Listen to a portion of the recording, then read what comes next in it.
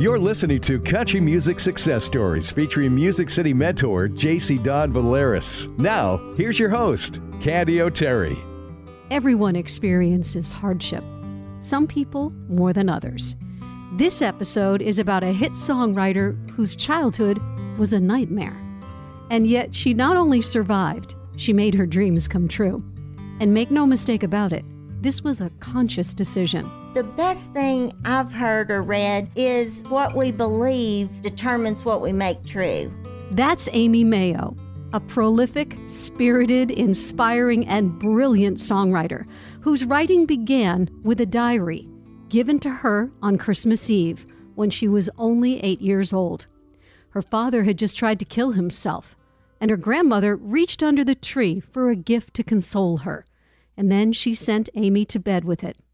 In her third-grade handwriting, she poured out her feelings into that diary, and she hasn't stopped since. For over 20 years, she has been writing hit songs with her husband, Chris Lindsay, and with other very famous co-writers. These mega hits have spent 26 weeks on Billboard's #1 spot, selling 155 million units worldwide and counting, winning many awards, including Country Song of the Year and Songwriter of the Year.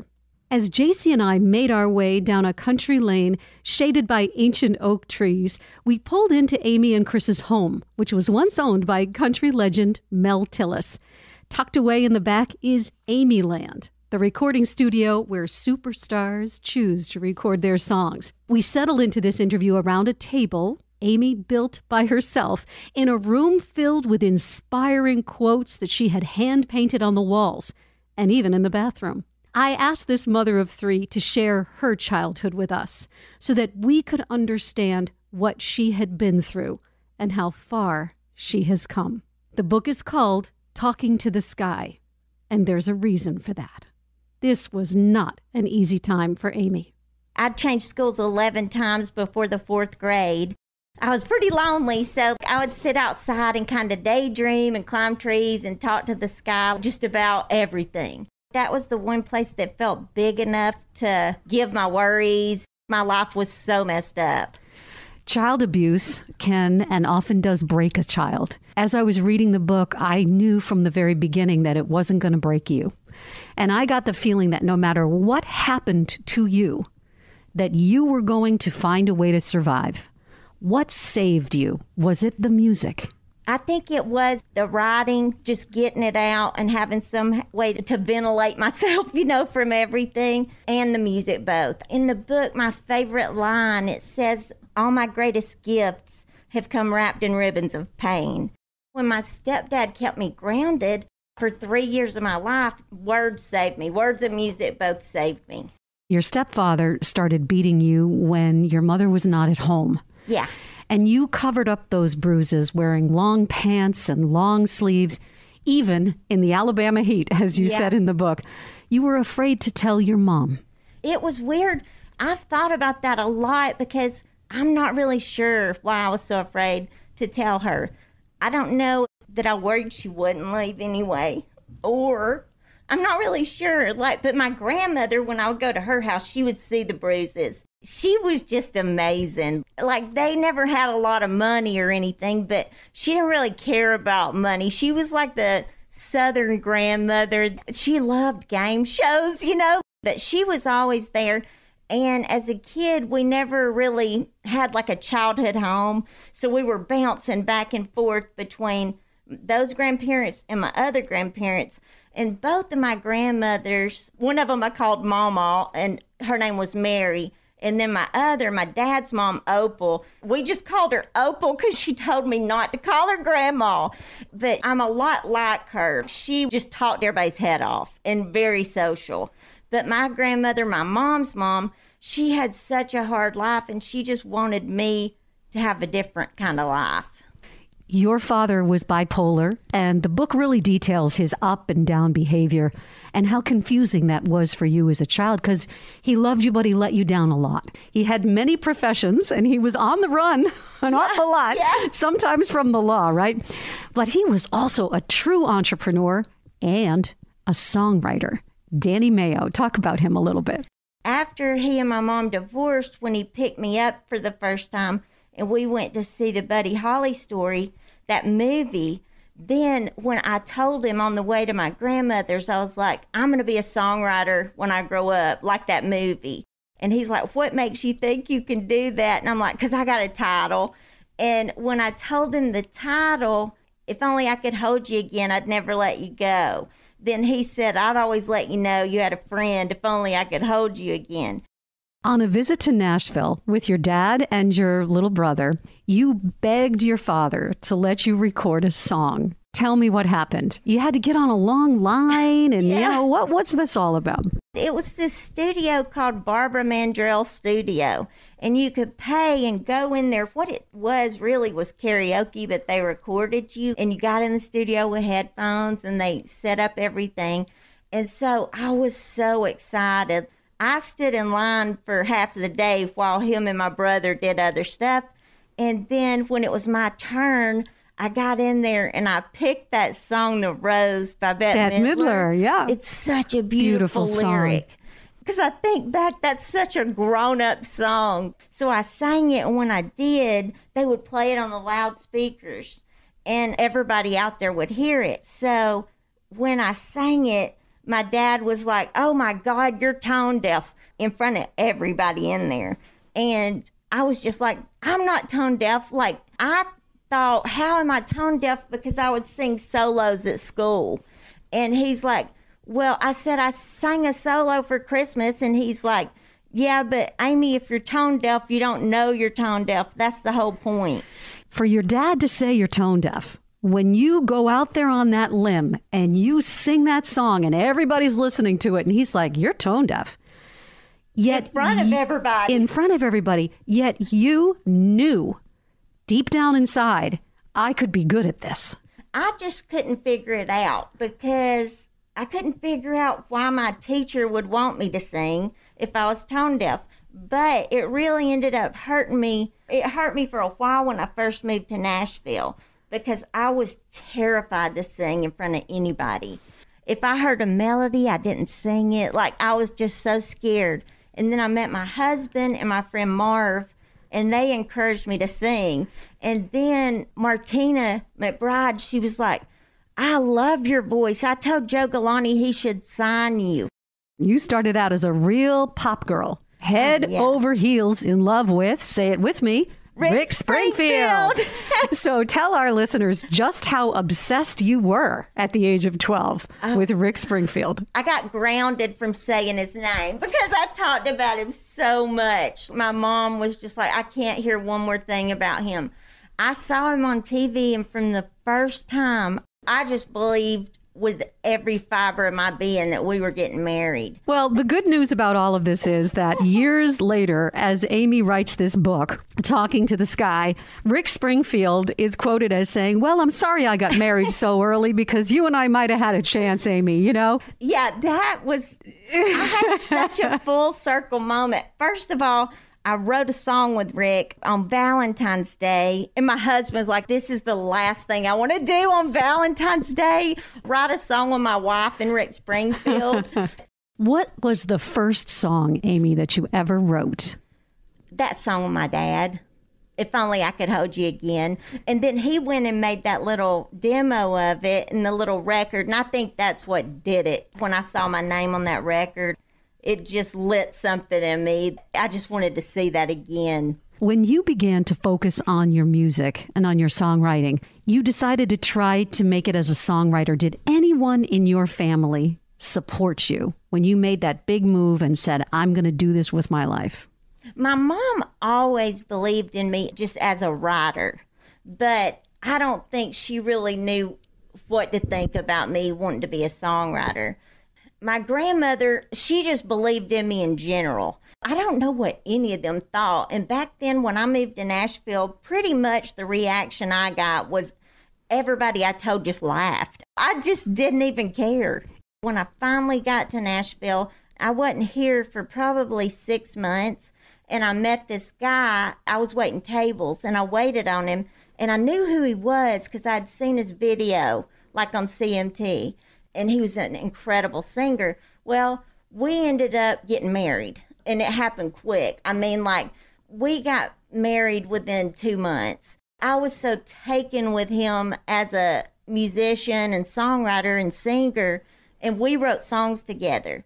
Well, it wasn't long after we were married that he got super violent. One night, he, like, pulled my hair real bad and was kicking me in front of his mom and kids, and he felt guilty for that.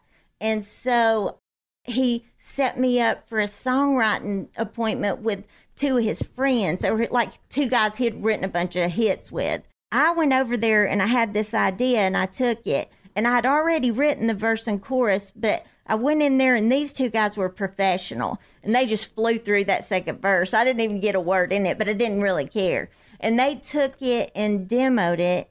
So that was the song. It was called Places I've Never Been. That was the song that ended up starting everything, and I got my songwriting deal and everything off of that. Who recorded Places I've Never Been? Mark Wills. So Mark Wills records that song. Did you hear it on the radio? Yes. Tell me about that. The first time I heard that song on the radio, I was standing in this basement apartment, and it had those poles, you know, like the support beams. And I just had to grab a hold because I thought I was going to fall down in the floor. I just couldn't even believe it was on the radio. You know, what's amazing about radio airplay is that when your song is coming out of the radio, you're so aware of the fact that cars and kitchens and people at work and everyone's hearing this song. And it's so validating, isn't it? Yeah, it's a crazy feeling. I remember one time it really hit me hard. There's this song called Drugs or Jesus, and I wrote it about my hometown. Well, we went camping, and I was in a little burger place. I was standing there, and these men were in line with overalls, and that song came on. And it was my hometown and like where I'd written. Wow. Something about that time really got me. Tell us a little bit about your family.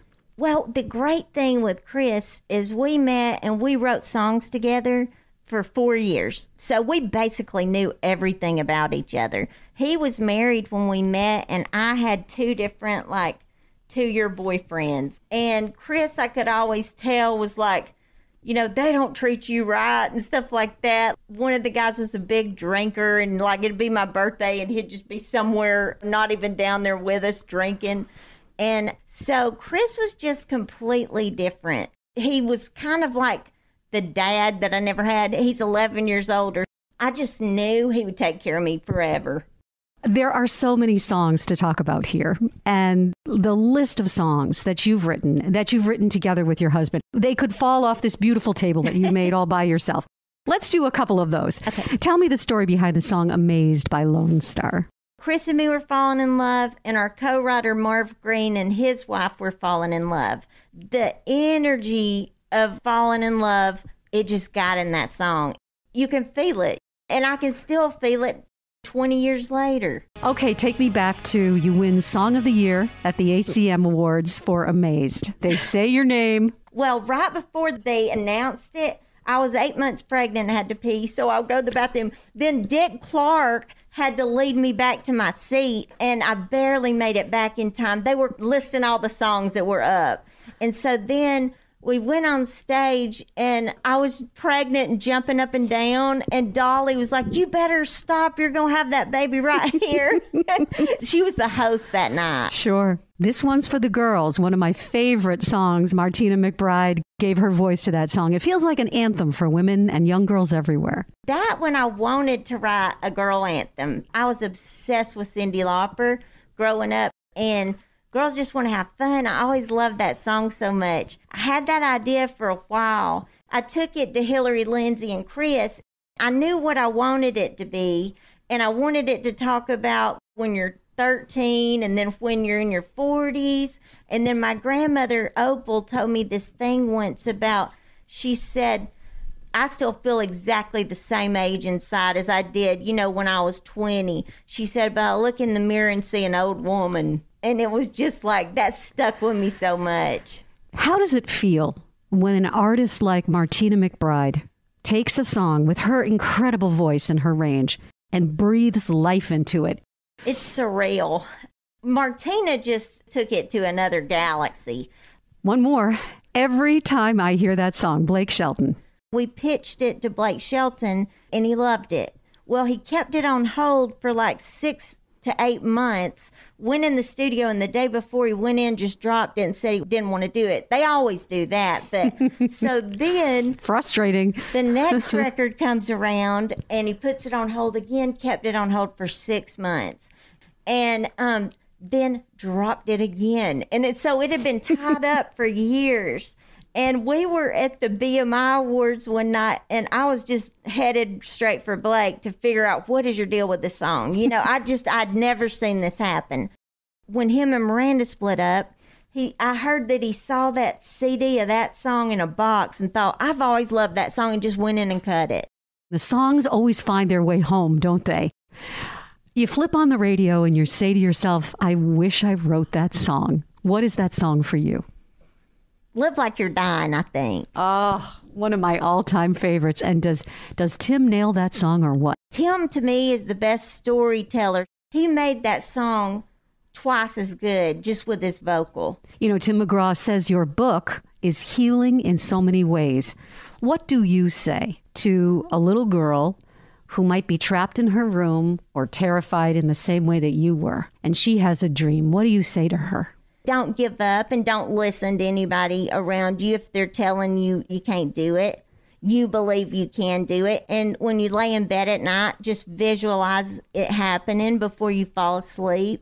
What is the best piece of advice that you've ever received? And Aimee, this can be personal or it can be professional. Maybe it's just a mantra that works for your life. The best thing I've heard or read is what we believe determines what we make true. That has been the biggest lesson writing my book, because I'll tell people right up front, any of these agents or anybody, that I want the book to sell millions, help people, and be a movie. And if they think I'm delusional, I go somewhere else. This is such a huge body of work. A combined 25 weeks in the #1 spot on Billboard for your songs, 135 million units sold worldwide, Grammy nominations, BMI Country Song of the Year Award, Songwriter of the Year, all over the place. What are you most proud of? Finishing my book. Okay. Yeah, I think I had 2 nervous breakdowns. Your pain is your gift. And I had that opening line I love about all my greatest gifts have come wrapped in ribbons of pain. And that just felt meant to be. Final question for you. Fill in the blanks. Success in country music requires what? Truth. Aimee Mayo, I want to say thank you so much for being our guest on Country Music Success Stories. Thank you so much. Thank you. Wow, now that was inspiring. I can honestly tell you that I was raised on songs written by Aimee Mayo. And having the opportunity to sit in a room with this absolutely amazing person was a dream come true. Hi, I'm JC Don Valeris, your Music City mentor. When Candy and I arrived at Aimee's home, I had no idea I was about to walk into a recording studio that literally felt like a magic land, Aimee Land. My mind immediately started filling with ideas on what kind of knowledge I could gain from being around such a talented and artistic person. I wanted to ask Aimee's advice to pass along to you if you're a new writer just moving to Nashville who wants to get started and having a career in the songwriting field. I would tell them to just write.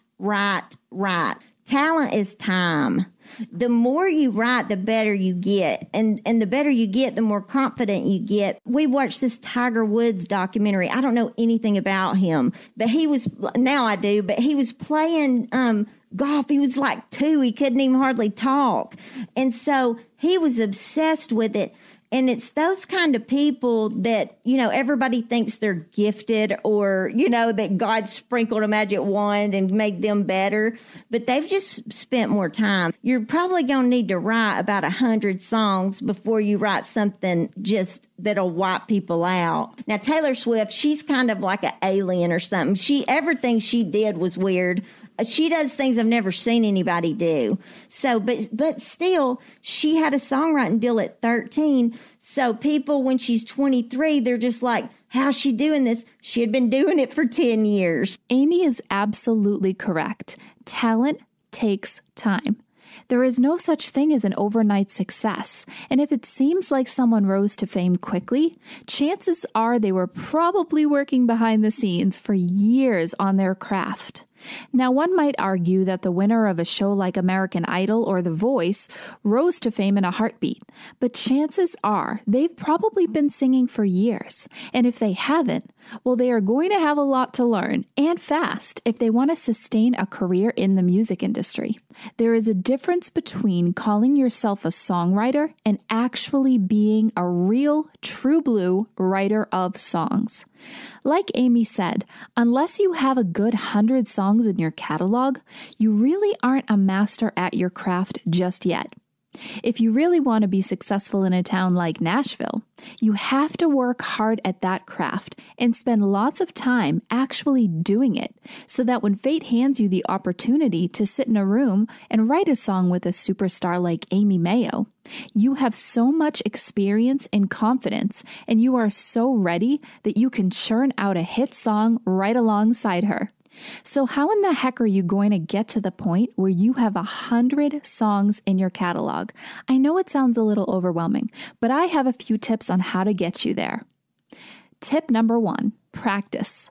Not every song you write has to be a masterpiece, and it won't be. That's okay. You still need to be working on honing your writing skills every single day. So practice that skill as often as you possibly can. Number 2, challenge yourself.